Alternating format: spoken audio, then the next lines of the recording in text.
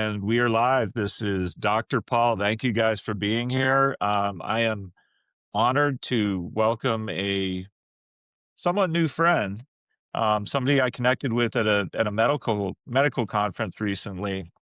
Um, the phenomenal Dr. Joshua Coleman, who is out with a new book, Rules of Estrangement, and it's such a compelling topic. I have been diving in for 2, 3 weeks now into this topic that I believe is a kind of a hidden epidemic in society. I think in some ways, you correct me as we go, in some ways related to narcissistic pathology, but there's also pathologization of Mouthful. big word, mouthful word there Yeah, of all of our behaviors, and people are diagnosing themselves and each other and things like this. Some of this is involved too.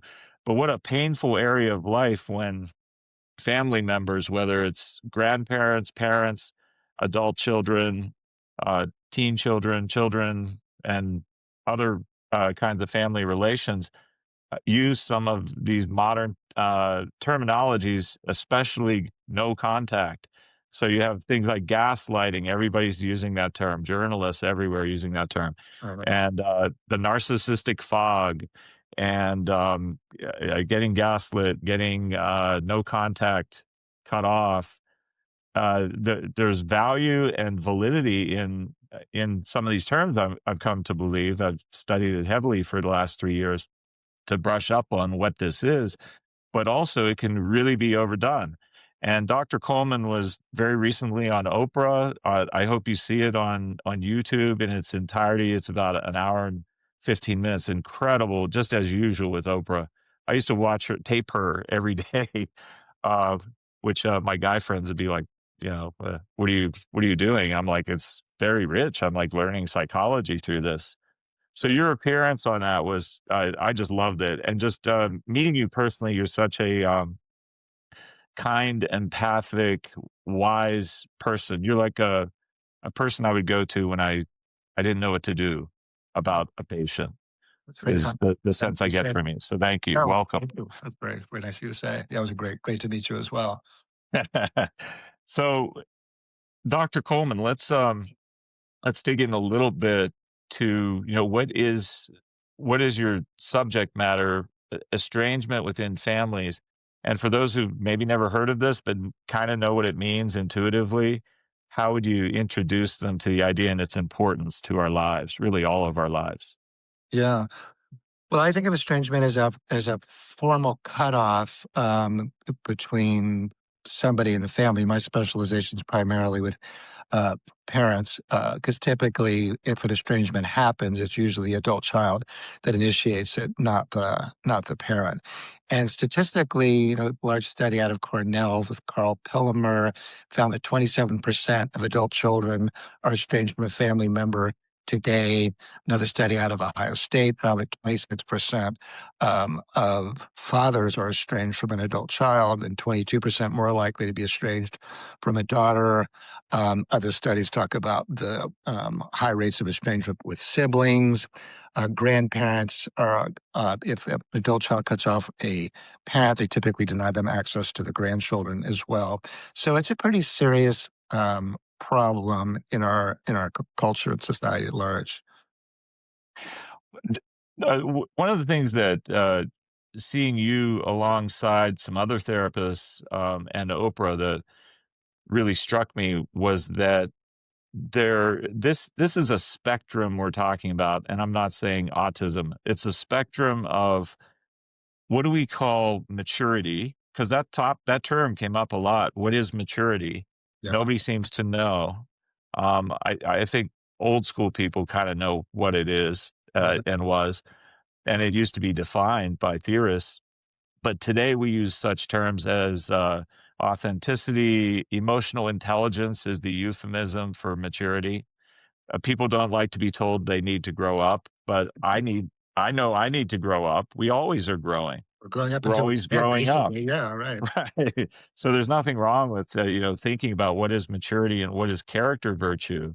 Hmm. the opposite of narcissism. And one thing that I saw you, Dr. Gibson, and Oprah all contribute to are what I believe to be the three pillars of what character even is, like at its root. And I'll just say them very quickly and see what you respond. First, self reflection. Dr. Gibson mentioned that. Freud called it observing ego. Today, we might call it mindfulness or self reflection. If we can't self reflect, we can't learn anything. We can't see ourselves. We can't assess others. We can't assess the environment. So, self reflection. Secondly, boundaries. So, the third therapist, Nidra, on the show, talked about boundaries, the boundary queen, she calls herself. And I think people don't know enough about boundaries. There are a few books about it. Unfortunately, nobody has drawn them. Nobody has established an anatomy of them. Yeah, I have done that for 30 years, though. I've drawn a circle on a piece of paper for patients and envisioned doors that can open and close, holes in the boundary that's that you interesting. might call issues, or places where we suffer through holes in the boundary. And then finally, walls, which I think you talk really a ton about, is somebody's putting up a wall, a steel wall. They will never contact you again. They swear they won't. So we have all this boundary anatomy. So that's the second pillar of character, virtue, or maturity. And then the third one is kind of broad. You could call it wisdom. You could call it what used to be respected by the young in the elderly in the old, because it was assumed because we're old we have acquired wisdom, but Yeah, today not always. right. And I like using John Forbes Nash game theory, the Nash equilibrium, the idea of win-win, we are a we, versus win-lose thinking, destructive thinking, which is about me. Yeah, I need to win and make you lose, versus let's all try to win whatever we can. So constructiveness. I think it's just those three pillars. yeah, I like that. Yeah, I mean, we could talk for the whole hour just on those three talking points. There's so much there to reflect on.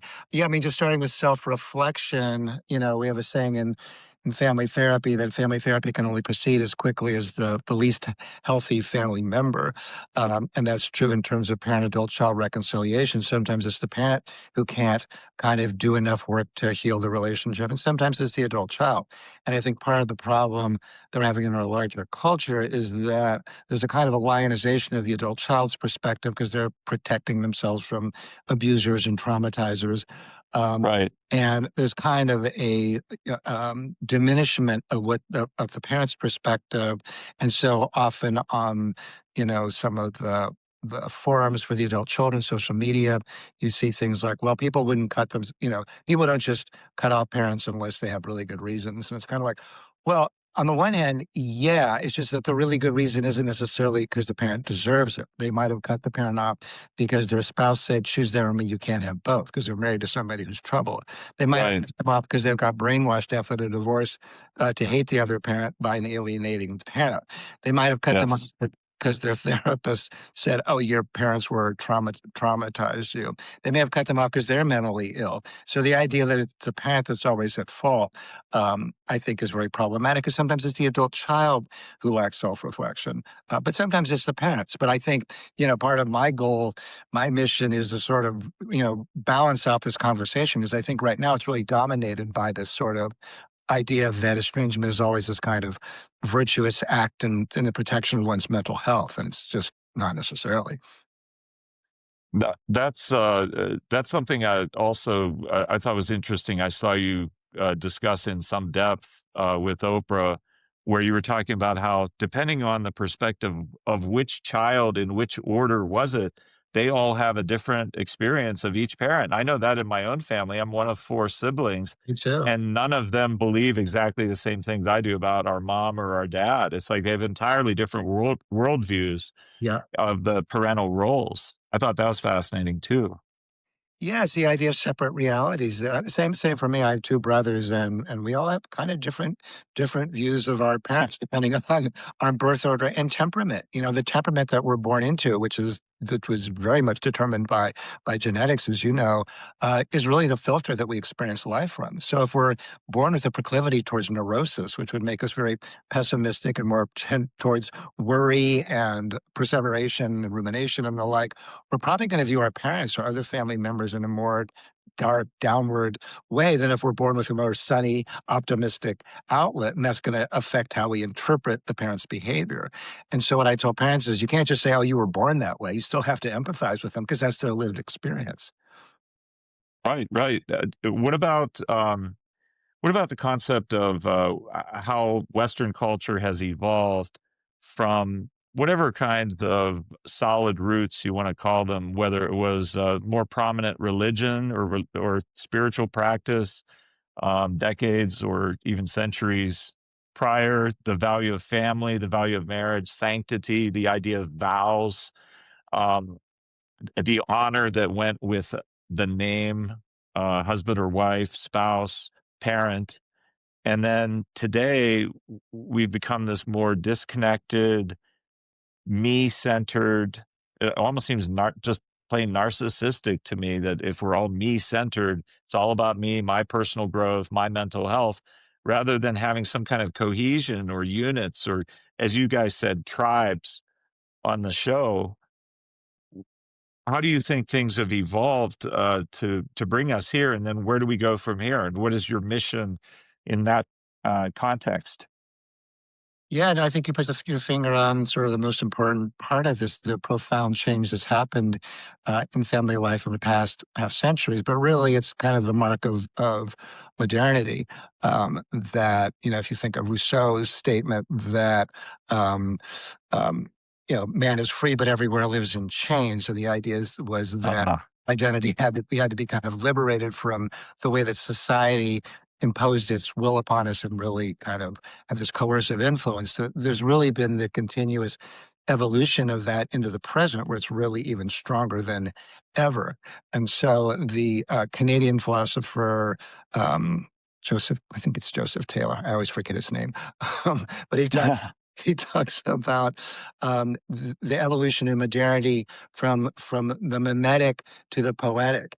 And the mimetic is that you sort of the goal of being an evolved or healthy adult was really to figure out what was God's plan for you. So there was enormous influence on religion in determining who we should be and how we should behave. And the goal was to sort of be a godly person in that way. mm, There was an idea that there was this kind of plan from above about how one should comport oneself. And so role was very, very important. But through in modernity, if we think about Rousseau as being, one of the first arbiters of that, that began to shift away from the mimetic towards what he calls Taylor calls the poetic, which is that kind of the expressive, what's the mm. true me, what's my authentic self, what's my My vulnerable, emotions. My my emotions are always true. They are what are true, right? That kind of perspective. Ooh, Yeah, right, wow. absolutely. And so I hear young adults often saying things like, "Well, this is what my body is telling me, and this my emotions are my truth." And it's like, well, your emotions get influenced by all kinds of things that you're Right, completely right. completely unaware of. And so the historian Stephanie Kuntz wrote that marriage changed more in the past 3 decades than it did in the prior 3,000 years. And I would say that's true, and she wouldn't disagree, that family life in general has changed more. And what she means by that is that the institutions that guided family life, uh, gender, marriage, neighborhood, religion, have all given way to this much more identitarian, personal Mm. happiness, personal growth perspective. And that is the dominant narrative now. So now therapists have become the new high priests and rabbis Ah, religious religion doing it. And Christopher Lasch talked about that in his book, 1975 Culture and Narcissism, sociologist Philip mm. about it when he talked about the triumph of the therapeutic. He wrote about that in the late 60s. So this has been really evolving in many ways, I mean, arguably since the age of time of Rousseau or before, but I think it's really caught a lot of steam with the evolution of therapeutic narratives and social medias and amplifying Yeah. kinds of things. That almost brings me back even further in philosophy, thinking of Aristotle and Nicomachean ethics and what is a good person. That's a virtuous person. That's a high character person, a good person. or even Epictetus. I was once told that one of Freud's favorite quotes came from Epictetus about character, and it was simply, "Character is destiny." Your character is destiny, meaning if we all want control, which is really, I think, part of what's going on with all these family conflicts and ghosting each other and going no contact. It's efforts at some kind of control on the part of the parent, the part of the child, the adult child. We all want control. We want to feel secure. Well, the only thing we control about our future, according to the Stoic Epictetus, is work on our character, which means our boundaries, our self reflection, and our goodness, our wisdom, and our we ness, not our me ness. I think that's brilliant, and there's so much wisdom in there, and so much to unpack, and this sort of turn to the psychological in many ways is a disservice to us as a society because it is so oriented around, well, what's going to make me happy and fulfilled. And we know from the research that really the things that make people the happiest is their relationships.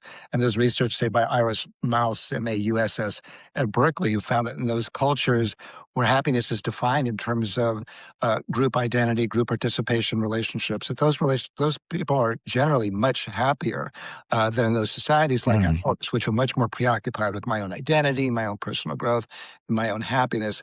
And so I think, yeah, I'm all in favor of bringing back character because sometimes doing the right thing is doing the things that may not feel, it probably is going to be hard. Is going to, may not Yeah. feel happier in the moment, but it's sort of the right thing to do. And if the only metric of what the right thing is because it feels good or it's just to protect my mental health, that's a very mercurial, unstable way to base a society upon. Yeah, no, absolutely, absolutely. I was thinking, in terms of the character, maybe you're not old enough, maybe you are to recall this, but they used to call all the personality disorders that are kind of within the discussions of bloggers out there about cluster B traits, borderline personalities, antisocial personality, and just narcissistic personality in general. Today, they're called personality disorders. But again, that's a euphemism. They used to, in my day of training, be called character disorders, Oh, interesting. which I think was far more accurate to say Mhm. that's what they are, That's interesting. Yeah. deficits of character or Yeah. of maturity. I like that. Yeah. Yeah. I think the whole notion of character is useful because it's not just tied to personal happiness, it's tied to larger moral frameworks of which we as a society are really bereft. Kind of the notion of doing the right thing often means doing the really hard thing. So, for example, in the Oprah interview, there was a woman there who had estranged her mother because her mother had abandoned her as a child. And she, said that she was kind of wanting to know how to stop feeling angry at her. And what I said is, you won't be able to feel angry at her until you really can recognize that you didn't deserve to have what Yes. happened to you, but also that to me, um, part of character means doing the right thing. Which means understanding that everybody's kind of doing the best that they can do. I mean, even parents who do terrible things like abandon their children, nobody sets off, and says, "I think I'll abandon my child today." Right? We're all kind of driven by forces out of our awareness, and the idea that we have free will, I also think is a bit of a myth. I think people are so much shaped by their genetics and their history and their social class. And so I think part of character is being able to see that somebody really did do the best that they could do and were able to, to get the right thing, which is often doing the really hard things. Like I know when my parents were like, I was blessed with parents that I loved, but so this was an easier thing for me to do than if I'd been abandoned by them, right? But when I moved them out here to a not residential treatment, assisted living, I would go visit them, and half the time I really didn't want to. I had young kids at the time, and I was like, I'm Yeah. gonna go Yeah. visit them. I want to go hang out with my friends or whatever. But I did it because I felt like it was the right thing to do, and I always sort of resented it. But I was always glad afterwards, not because I checked the box, but because being with them was a way to give to them, and in Mm. giving or receiving. So as I said, it's not the best example because it wasn't because they were nice people. So it wasn't like I had to go visit my parents who abandoned me. That would Oh, require right. Right. that would require more character in a certain way, than visiting parents who were actually nice to you. It would. Well, you make me think of the concept. I think it's similar to what Oprah said about forgiveness. Yeah, Um, it doesn't have to be about what they did to me or how I interpreted it. It can be, this is the kind of person I want to be. I want right, to be the kind of, like, I take my little son sometimes to go see my mom, and he might say, Daddy, do we have to go see grandma? I really don't want to go see grandma. right. Maybe I shouldn't have said that out loud, but I Mhm. think it's the I, right thing to do at I the so in the right amount. It's the kind of person I wanna be and the kind of person I want him to be. It's not I about what she's done or how she is. thank you. No, I 100% agree with that. I actually wrote about that in my Substack recently because there was an article in the Atlantic about, I think it was grandparents on the edge or something, and it was about how, Oh, yeah. yeah, like the idea that grandparents aren't supposed to pressure or, their the grandchildren to give them a hug or a kiss. And I talked about, my Hungarian grandmother when she'd come and visit me when I was in Dayton, Ohio, and she'd come from El Paso with her thick Hungarian accent and her old perfume, would always like, grab me in her big arms with her a kiss. And I was always like, oh, get away, you know, whether, swapping kisses and stuff. But my parents weren't saying, "Oh, she shouldn't do that because that's interfering with my body integrity or my boundaries, or it's going to somehow interfere with my ability to assert myself about people who want to intrude into my boundary." Like we become so worried about children's boundaries and their psychological health. We've gotten more and more anxious. I don't know if you've yet read Stephen Mintz, who writes a great Substack on. He's a historian. He has a new book out called The American Child, and you should have him on your podcast. He's brilliant. But he talks about how in the past, I often think about helicopter parenting as being a more recent thing, but he talks about really, throughout the 20th century and even the late 19th century, we started to be really worried about children and how they're more fragile and that parents have to become much more, kind of protective of them. I mean, right now it's on steroids. But this is sort of the present moment is kind of the evolution of our worried preoccupation with children as fragile entities. So, so so the idea, though, I think part of our role as parents is to teach our children a kind of a moral code, and part of that is that go hug your grandparent or go give them a kiss. Or I mean, if your kid's super shy, I don't think you shouldn't like shove them, Right, right. but then you should at least say teach them about it. So in Japanese, they have this concept, and I'm probably saying it wrong, but it's sabaishi, which is this concept that of teaching the importance of empathy for other beings. So there's an example that I read where the parent says something like, "Oh, the carrot, you're not eating the carrot. The carrot feels so sad on its plate all by itself." But it showed that the research showed that Japanese children were actually much more empathic in general than American children were because the parents were really Ah, inculcating their you know moral values, which is part of our role. But as Americans, we become so worried about the coercive effects of authority that we're not. We worry that we don't want to intrude on their boundaries, or we're teaching them not to be self-protective in ways I think are really sort of stupid and problematic. wow, interesting. Abaishi? Sabaishi? Saba Ishias. It's spelled Yeah. Saiishi, I believe. Yeah, I've learned about it through this book, Two Parents Matter, which was written by these two uh, anthropologists. The last name of Levine. So, That's interesting. So that's a way of teaching empathy, even through inanimate objects. And you brought me a blast from the past. I was 20 years old, sailing around the world on something called Semester at Sea program as an undergrad student, look at and you. you get to see 13 different cultures. And one of them was Malaysia. And this is really funny. I was working with a professor on the ship. A bunch of professors are on the ship, and they teach you college classes. Oh, great. And I was a very poor kid. I had to like try for a scholarship for this thing. So one of my professors was an anthropology professor named Kathleen Reichs, and she came from Canada. She worked for the coroner's office there, and she was a professor.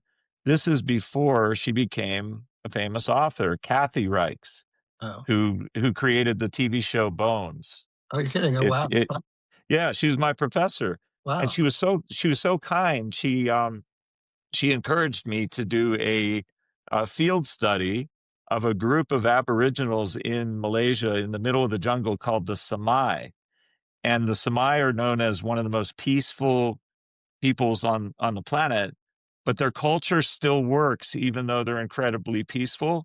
And she even taught me a little bit of their language, their customs, and I found me a translator who was Indian from India who could speak both English and Samai and Malay. And so we go into the jungle, and I lived for a couple days in a stilt house with a man who told me about some of their customs. And they say a phrase, I think it was "yabud," which means "I hurt."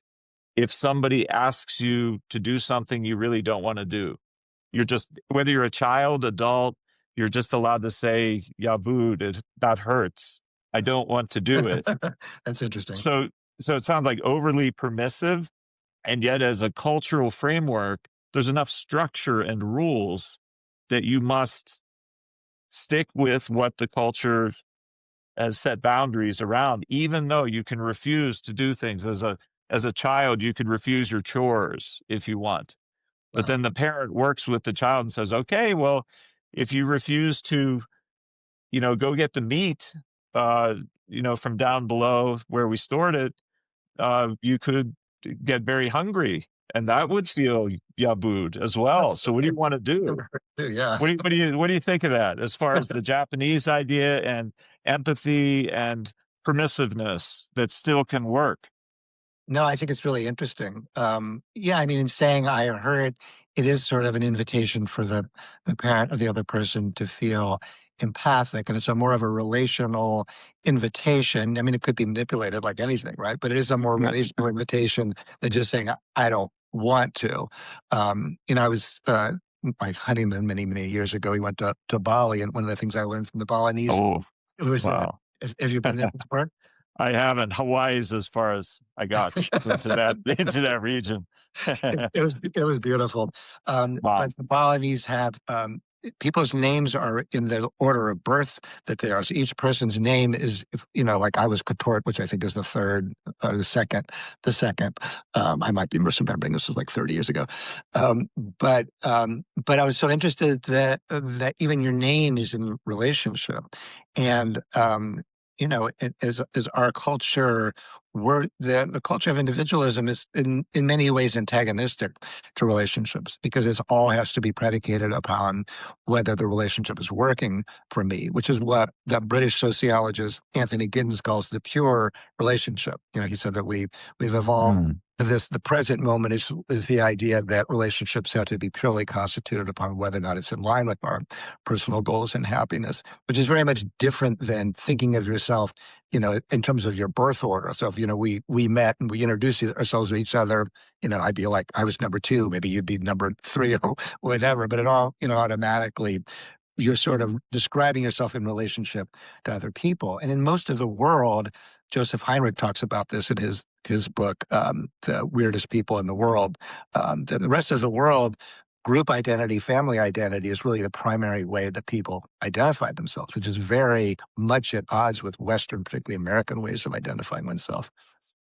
Yeah, and isn't that one of the fundamental principles of proving a concept or theorem to be truly psychological and universal, as opposed to merely a sociological fad, right? If it's throughout all the world, all the world's cultures, maybe even throughout history, Yeah. sociology isn't what you're studying there. It's psychological, inborn.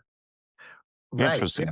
No, I think it's important. So much of Western theories are based upon freshman grad students in college, which are hardly Right. representative of world culture. And that's probably why so many of those studies never failed to be well repeated. There's all that controversy about how much of psychological studies have been kind of refuted because um, they just weren't well studied.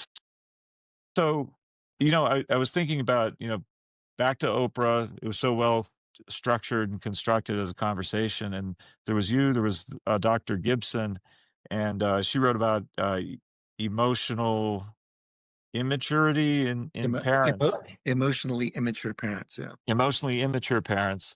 And I didn't think that was contrary to what you do or your ideas. I thought it was, they were kind of talking about different sides of a boundary, basically, is what it seemed like to me. And so, one question I have for you is, when I was 28, 29 years old, getting my first actual job as an adult, it took that long to get through school and residency. There you go. Um, I was noticing some things about society just as a layperson and new clinician that had to do with narcissism and what is it. And I just learned, Kohut Kernberg, the classic self psychology view of narcissism just in an individual. And I wondered, does your internal psychological age, or AKA maturity, ever rise or maintain at your chronological age? Because that almost would be what's necessary to not have a downward societal drift over generations of Mhm, maturity. mhm. And is that what's going on where today you, Oprah, this Dr. Gibson can say, oh, this is an emotionally immature parent? That used to not be the case. It used to be people were taught character by whatever religion they followed or philosophy or philosopher they followed. There was some higher authority beyond humans, Right, because that's another problem. Who gets to be the ultimate therapist telling us all what perfect therapy is? Who gets to do right. that? Yeah, So, exactly. what do you think of a downward societal drift in maturity level and therefore narcissism on the rise in everybody? Well, I think it's absolutely true. And I think part of the problem, is, which was identified by Philip Reef in the late 60s and then by Christopher Lasch, has been this sort of turn towards cultural narcissism, which is what you get when you live in a highly individualistic society. But the other part of it is that we live in a highly meritocratic society, which basically says that if you aren't successful and happy, you have nobody to blame but yourself. But you can blame your parents. That's not only supported, but that's encouraged. And I think that so much of, the book, the book, Emotionally Mature Parents, I don't like, I thought a lot of what Lindsay said was reasonable, but I hate the title because, as I said in the podcast, as soon as you label another human being, whether they're the parent or the adult child, as a narcissist, a gaslighter, a boundary crosser, a whatever, you've greenlit them towards Ghostlighting. Have you heard uh, of ghostlighting? Did you hear of that? Never Oh my know. gosh, it's brand new, hot off the presses. Right Some off the blogger breath. somewhere made it Yay. up. It's where you disappear Yeah. and then you suddenly reappear at some date at Well, which you act like nothing has happened. That's ghostlighting. brother. Yeah, yeah. So, but Yeah. as soon as you accuse another person of that, and you get the social validation of doing it from your therapist or from some social media influencer, you've greenlit an estrangement because you've depersonalized that person. And I'll often get Yes. letters from estranged adult children saying, "Well, my therapist said that my mother's a narcissist, so I shouldn't engage in family therapy with you." I'm like, has your therapist met your mother? Because I'm actually working with her, and she's not a narcissist. I won't Ooh. say it like that Wow. because that would be very alienating, but that's what Yeah, I yeah. think. And I Yeah. do say is, well, my experience is that it's actually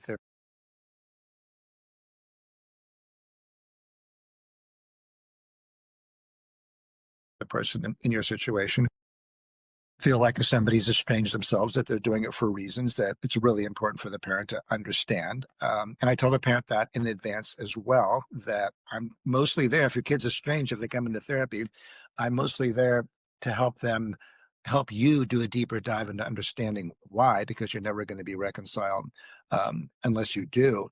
But I think so many younger adults are being told that this Mm. is a sort of virtuous act towards mental health. But the other reason I think there's a drift towards narcissism is that our culture, the narratives are pretty much dominated by the younger generations. We don't have a veneration of older No. people in our society the way that they do in Asia, for example, or really Yes. in much of the world. I know in the Vietnam War. I've read a lot about it, probably because I was draft age when it happened. I missed the draft by a year. Um, Ooh. Wow.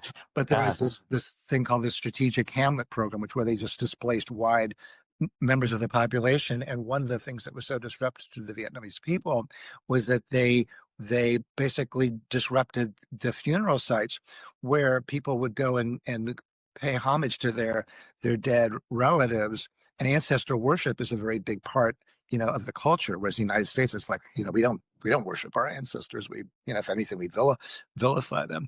So currently, the dominant narrative is really driven by younger people, in part because of social media and the therapeutic narratives and the like. So the drift towards narcissism, I would say, is a drift towards youth, which is sort of a capitalistic drift, because that's going to be the thing that's going to drive people buying and consuming, Mm, the like. And so mm. I think all those things add up. Well, does I mean, we can answer our own question here. Does youth equal the highest wisdom, No. and the old is the lowest wisdom? I mean, it's pretty obvious to me, and yet it's a spectrum. It's just like you all said on Oprah. It's not just the name and the role that gets venerated anymore, because it could be erroneous. The parent could be Yeah, immature for sure. because of the societal drift, but still, where would the ultimate source of maturity be, or the highest human maturity be? It would likely be someone who's lived a lot of life, right? And Right. it's just obvious. Right. So what do we do about this? I mean, there's got to be an authority, right? Somebody just said I'm sorry to like talk No, and talk and no talk. problem. It's I No, you're just not. get like a freight train sometimes.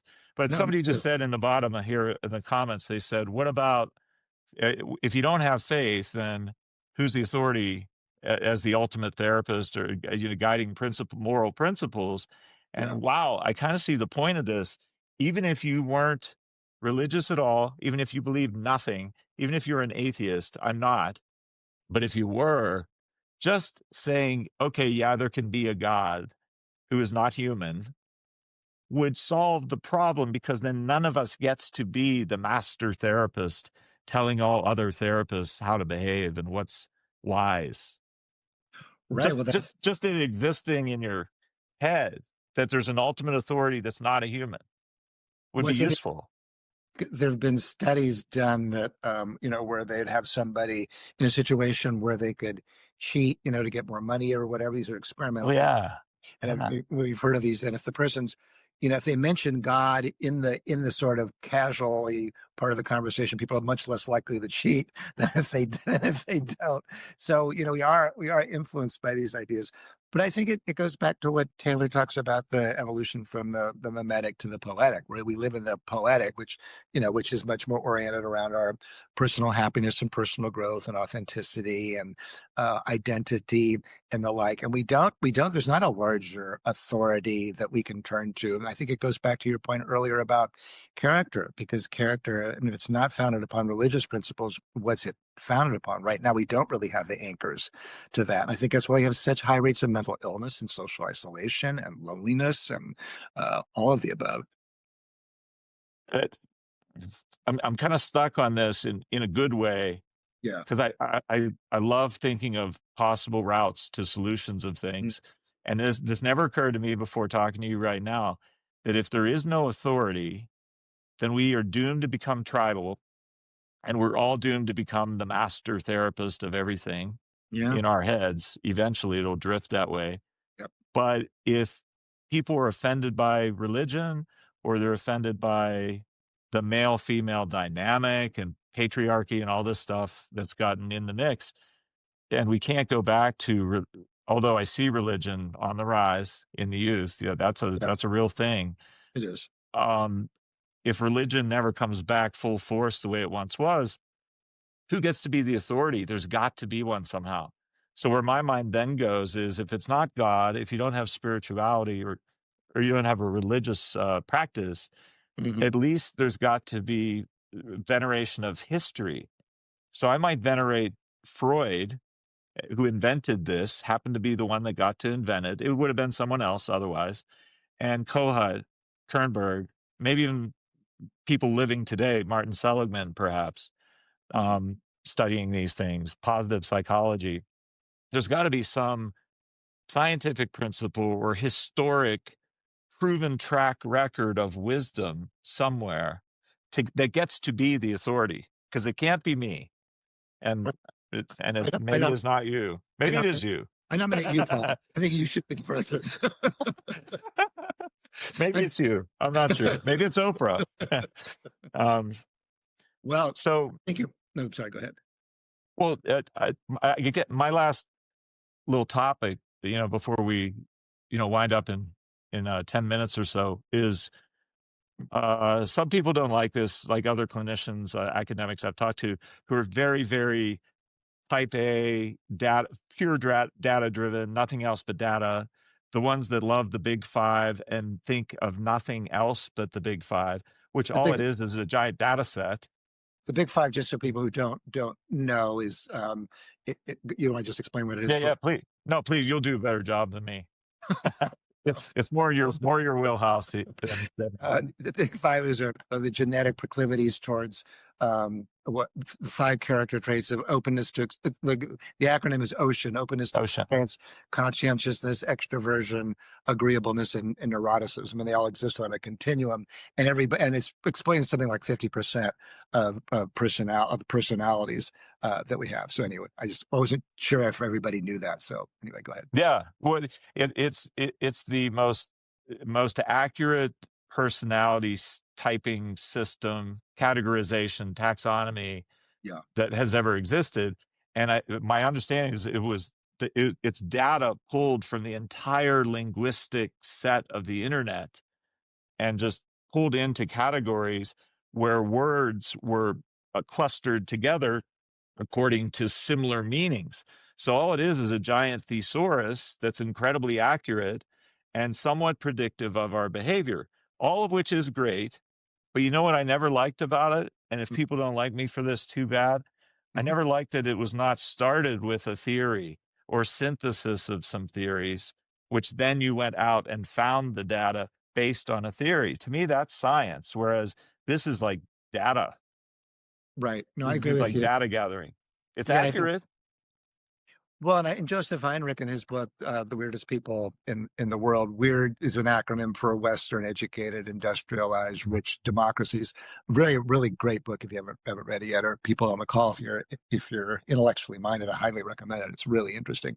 But he said that it's not necessarily a cross cultural thing. That in some societies, that's not those traits aren't as expressive because the culture doesn't really allow some of those things to be really expressed. So you don't really see them in the way that you might in the West. But I wanted to get back to your really interesting point about we need an overarching authority.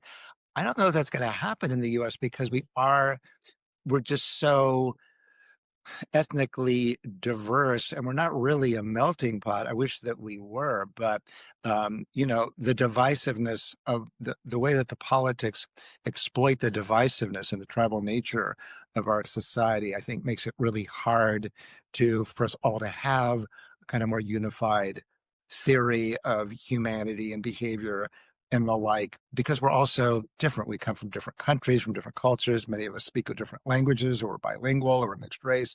And so now that identity is so important and so figural in terms of how people think about themselves and how they direct their behavior, what one historian, I believe it was Lawrence Stone, calls affective individualism, the way that Ah, we're our sense of identity and individuality is directed by our emotions, something you were talking about earlier, Paul. Now that that's the case, identity is so much in the foreground, protecting my identity, being expressive of my identity, as though it's this virtuous thing. Whereas in other cultures, I think the Confucian saying is the tall grass gets the scythe, which is the mm. idea that you don't really want to stand out because you should be much more group identified. And there was this interesting study done, I believe it was by Nisbet, sociologist, where they compared Japanese. They showed Japanese. It's called the Big Fish study. Maybe you've heard of it. Where they I showed. haven't. It's really interesting. So they Ah, showed Japanese, I think college students maybe, and American college students a picture of an aquarium with a fish in the foreground and the school of fish in the background. And they asked them each to tell a story. The North Americans said, oh, that's the big fish is a leader and an individual and creative, and he's really separating himself from the crowd because he's so independent. Whereas the Japanese were like, that person's an outcast, and they don't know how to belong. They don't know how to Oh get yeah. get Oh along with yeah. others. And there's Oh really yeah. interesting research to show that people, the way people even perceive things, like what's foreground and what's background, is also culturally derived.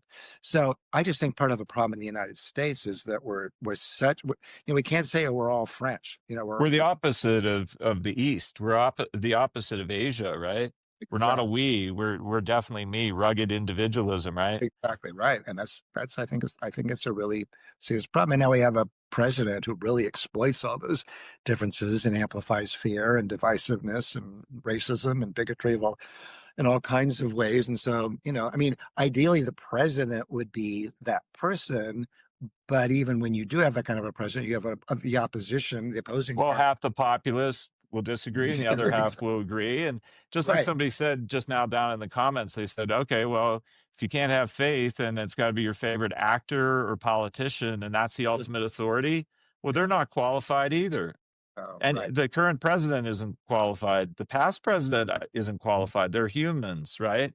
Yeah. This worked for the Samai. You brought me back to the Samai again. Nobody's the boss. Uh-huh. Nobody gets to be the boss in the Yeah. Samai.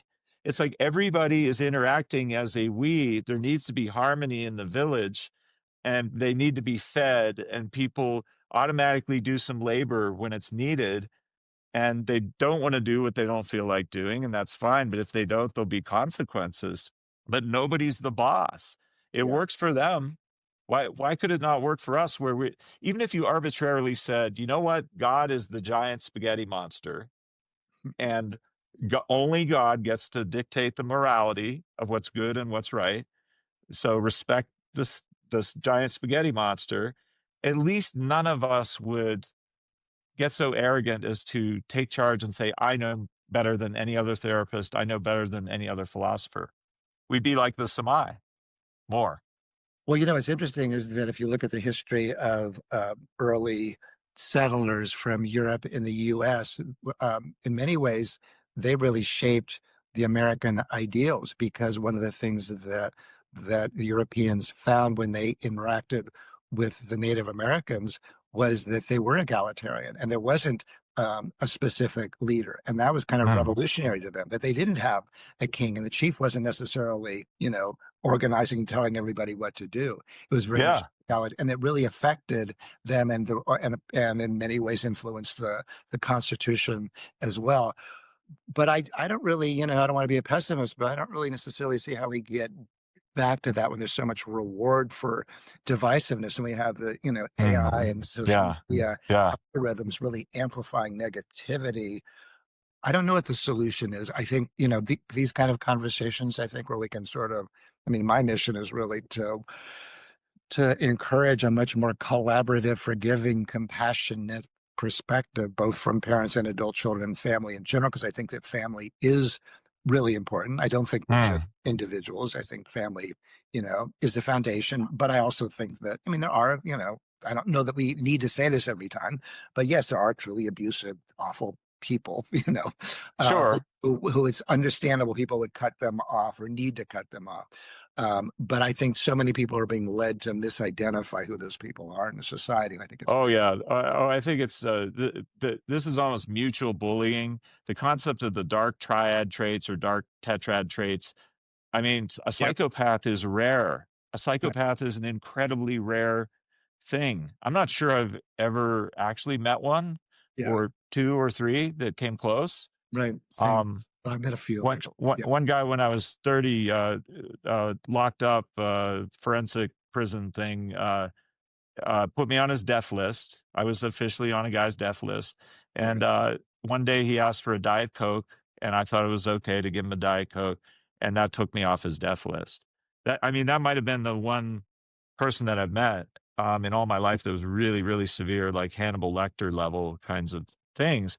Uh-huh. But we can't go around calling each other these names. It's just bullying. And okay, I had this idea about 6 months ago. I started seeing it everywhere I looked where there was talk of narcissism, narcissistic abuse, gaslighting, narcissistic fog, et cetera, ghosting. and I would see this principle, and it seems so simple. Some data-driven people kinda laugh at it, laugh at me for saying it, I think. But I think the ultimate weapon of a bully or narcissist is going to be linguistic. It's not gonna be a punch to the face, it's gonna be linguistic, Yeah. and it's like a schoolyard bully, and I remember from my own bullying, getting bullied days, um, the classic insult would be what I almost wanna call a pejorative paired with an immutable trait. It's Yeah. always that. Sure. The pejorative is, let's say, toxic means you're a narcissist, Mm, toxic. Masculinity, that's immutable. You're yeah. born with that. Sure. Yeah. It's always a combo. When my dad, who was a Ukrainian, first generation, my grandparents were immigrants from Ukraine. Mm. Um, oh, and by the way, my little boy, I was talking about you this morning. He's 10 years old. He goes, "Daddy, he's Hungarian. Did you know Hungarians come from Asia originally? They come from Kazakhstan, where the first apples existed." Wow, smart kid. I mean, I'm like, I don't know how true that is, but he was very convincing about it. Wow, that's But interesting. but my grandparents were, immigrants from Ukraine, and they received a nickname in my dad's neighborhood, and it would always be Dirty Hunky, and Mhm. hunky was a word, I guess, for a Mm. Slavic person, or a Ukrainian, or a Uk. So Dirty Uk, Dirty Hunky Right. is pairing a pejorative with an immutable trait, and if you ever see that phraseology anywhere, that is a bully who is saying it. Oh, It's for the sure. biggest narcissist in the room. Yeah, no question. Right. Alright. Well, yeah, and that's why I'm so troubled by how much diagnosis there's being done online, and five steps to determine whether your parent is a narcissist, or 5 reasons you should go.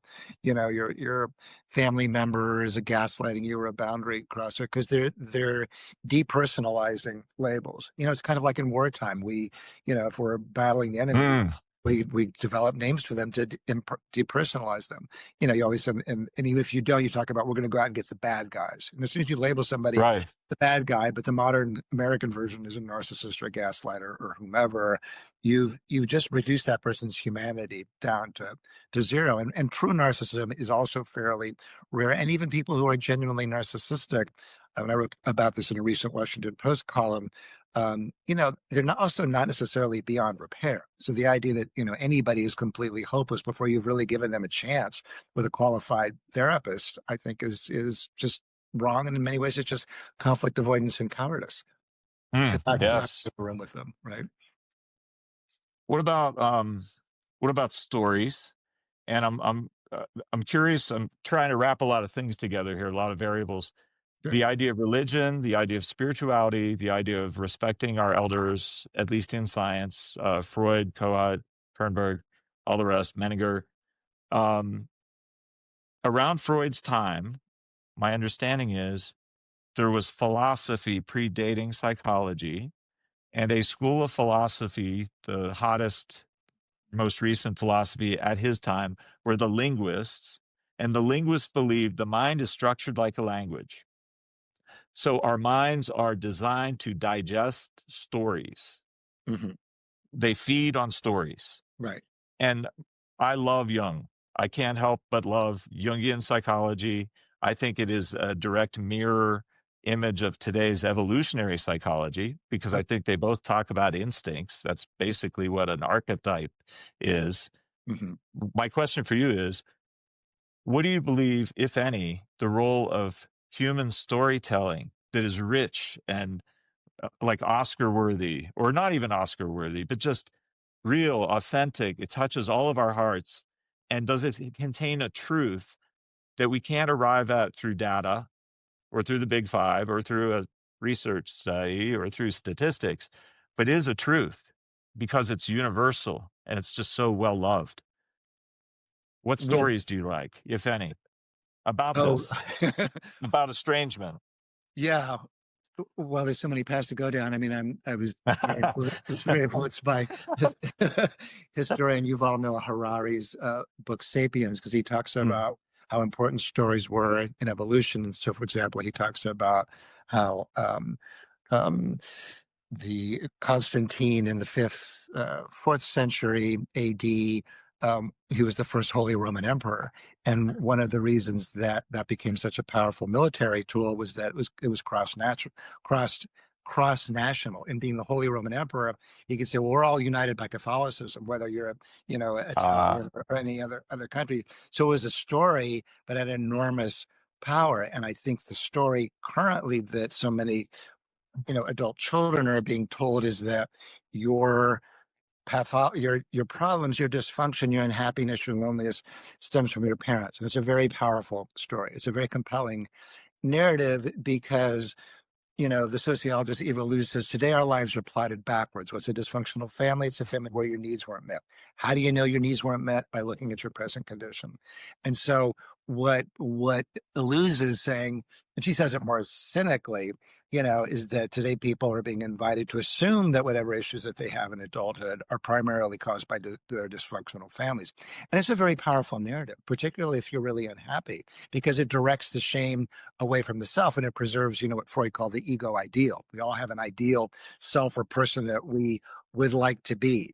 Well, if I'd had more ideal environment, I could have been a contender, athletically or as a musician or, whatever my aspirations were. If I had the right kind of familial supports, I would be a different person. And it's kind of like, well, maybe you could have and maybe you couldn't have. Maybe you were just given a bad hand. But so many people are being directed to feel like if you have problems in life and you're unhappy or you're not successful, then you have nobody to blame again but yourself. No, you can blame your parents, and that is there's an enormous um, offloading of shame by doing that. It's a way of saying, well, they're the reason that I'm not my ideal person. So I think the story of the story mm. therapists tell are incredibly powerful in reducing shame, but often in reducing shame, we're green lighting the pathway to estrangement. Because now we And just, projecting, allowing them to project, right. send all their troubles away, right? Exactly. Yeah. Mm. That's right. Yeah. You're a musician too. It just occurred to me. I wonder, Yeah. what does music have to do with anything, if at all? And it makes me think of the story of Orpheus and Eurydice, the only mortal. I love the Greeks. Okay, I think they really understood all of psychology. For They sure. understood everything we're talking about, Yeah. and Freud, then Freud, Shakespeare understood it too by yeah. studying the Greeks. Freud So would agree. Orpheus, the only mortal ever allowed into the underworld. Why? Because he was an incredible musician. There's something about music and us and our behavior and our emotions that is so special about music, maybe even more than the visual arts, that allows us into the deepest depths of our unconscious minds and our motives. And Yeah. that was Orpheus.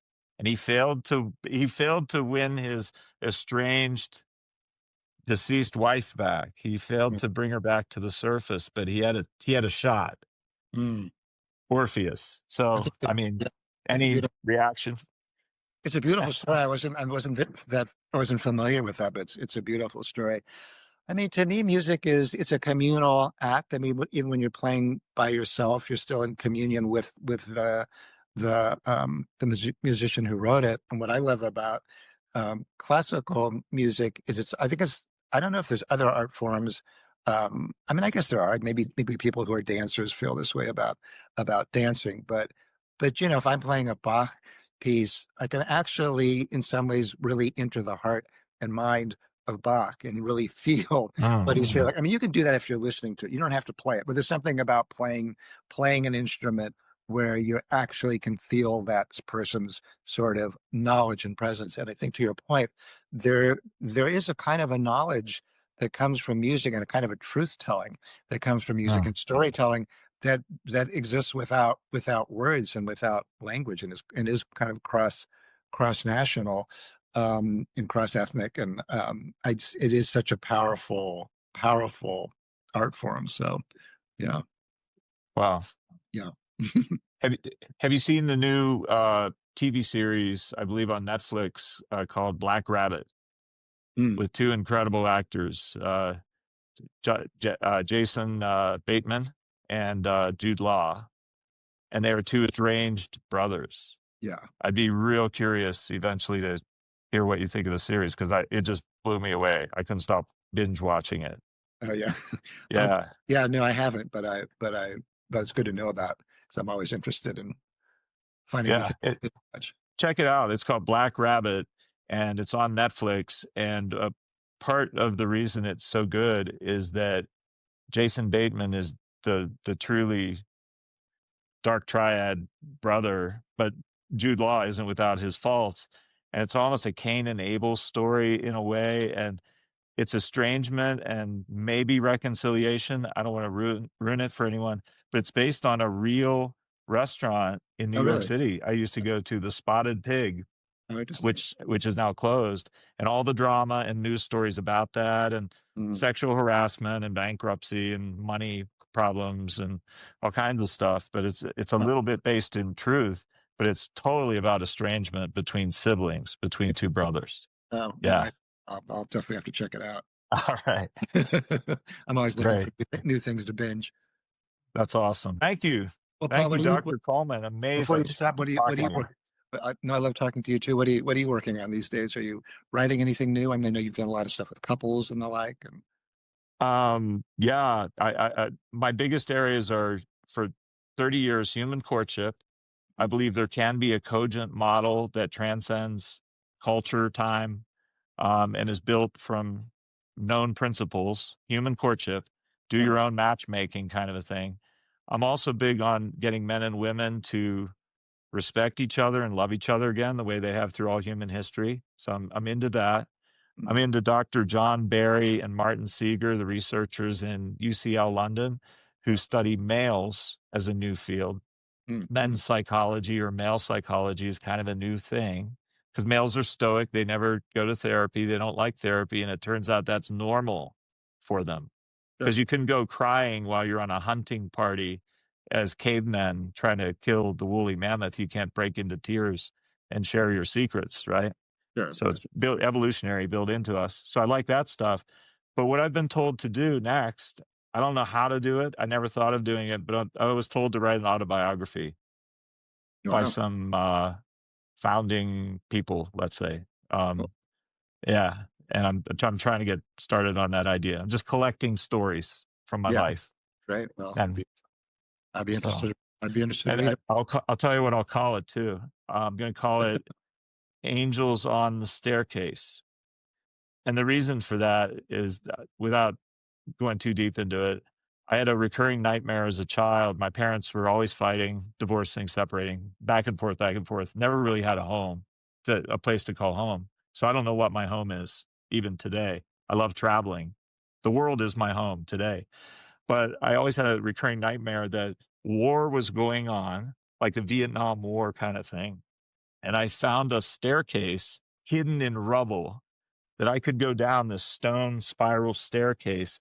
And the deeper I went, the further from my parents I could hide and their fights. And I Interesting. found peace further and further and further down an endless staircase. But along the way in my life, I've needed the right people in the right way at the right time to just show up and help me when I didn't know what to do. And they were like, it was like angels appearing to Wow. me in the Wow. course of my life. Wow. I wouldn't have been here Yeah. today. That's Yeah. lovely. So thank you. It sounds like a great topic.